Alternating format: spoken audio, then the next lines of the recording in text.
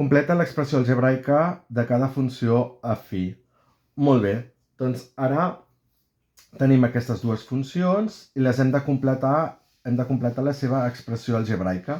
Doncs primer de tot hem de veure quina d'aquestes dues funcions es tracta. Doncs f veiem que és de la forma 2x més alguna cosa o menys alguna cosa, que és el que hem d'escriure encara, però sí que veiem que el seu pendent és negatiu. Com que el seu pendent és negatiu vol dir que és una funció decreixent. Per tant, aquesta funció d'aquí serà f, no? Per tant, l'altra haurà de ser g, no? Perquè és una funció que és creixent.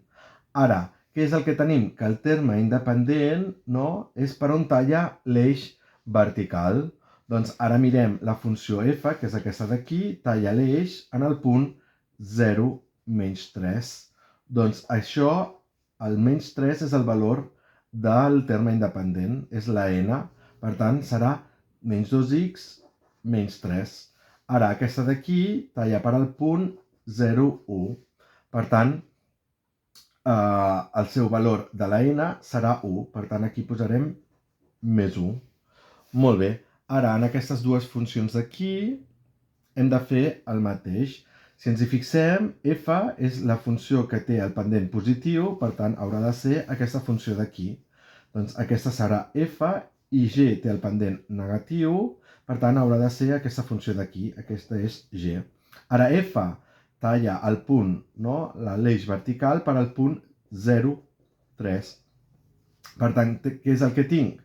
Que el valor del terme independent és la segona coordenada del punt de tall, no? És per on talla, per al 3. Per tant, aquí posarem un més 3. Ara, l'altra funció, la funció g, talla l'eix vertical per al punt 0, 1, que és aquest d'aquí, no? I per tant, la segona coordenada, és a dir, l'1, serà el valor del terme independent. Per tant, aquí posarem un més 1.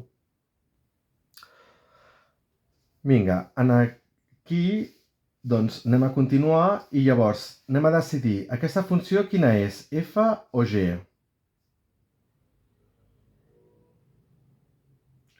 Doncs, com que f té el pendent negatiu, tenim que aquesta és la funció que és decreixent, per tant, aquesta haurà de ser f. I com que g té el pendent positiu i és una funció creixent, haurà de ser aquesta d'aquí.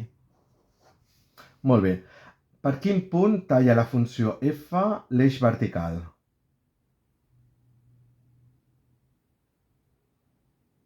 Doncs la funció f, que és aquesta d'aquí, talla l'eix vertical per al 0, menys 2.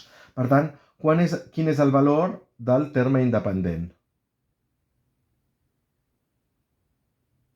Doncs és menys 2. Per tant, aquí escriurem un menys 2.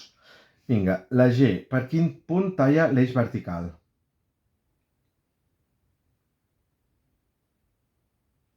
Doncs el talla per al menys 3. Per tant, aquest punt és el 0, menys 3.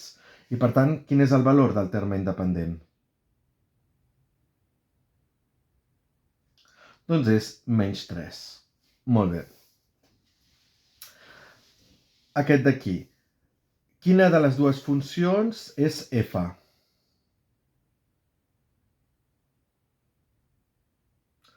Doncs f té el pendent positiu, per tant, ha de ser aquesta funció que és creixent.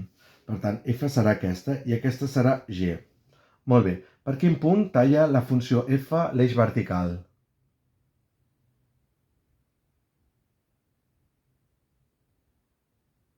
Doncs el talla per al punt aquest, que és el 0, 3. Per tant, quan val el terme independent? Doncs el terme independent val 3. Aquesta funció d'aquí, que és g, per quin punt talla l'eix vertical?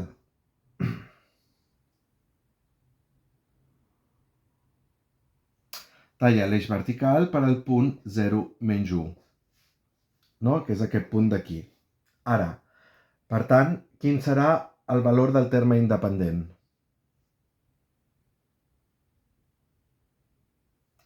Doncs és menys 1.